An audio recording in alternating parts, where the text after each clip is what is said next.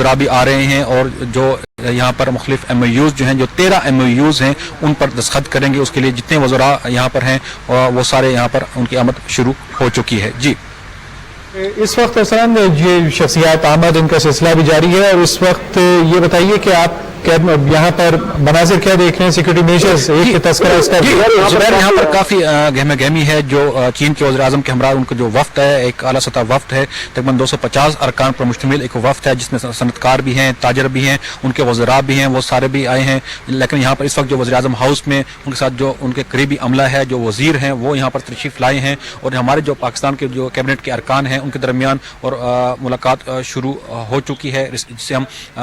Restricted meeting कह रहे हैं। इसमें चंद वज़रा जो दोनों साइड पर जो अहम वज़रा हैं उनकी मुलाकात होगी, वज़ीर आज़म भी उसमें मौजूद होंगे, जिसमें सिक्योरिटी के बारे में, इलाकाई तल्लुकात हैं, आलमी अमूर हैं, उस पर खासी अहम डिस्कशन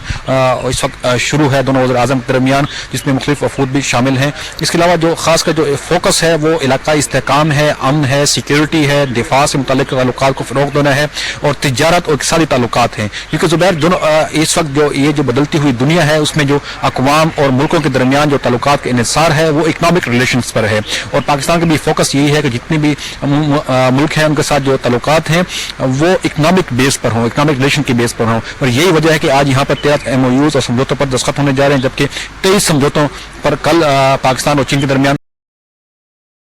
जिसके नतीजे में दोनों मुल्कों के दरमियान तकरीबन $25 अरब की सरमायाकारी की तवक्को है, जबकि दो तरफा ताल्लुक जो तिजारत है उसका हुजम बढ़कर आइंदा 5 साल में $15 अरब तक पहुंचने का इम्कान है। ये वो सारे इश्यूज हैं। बताइएगा, आपके दोनों वज़ीर आज़म की मुलाकात के बाद क्या कोई जॉइंट स्टेटमेंट सामने आएगा या उनकी जॉइंट प्रेस कॉन्फ्रेंस होगी?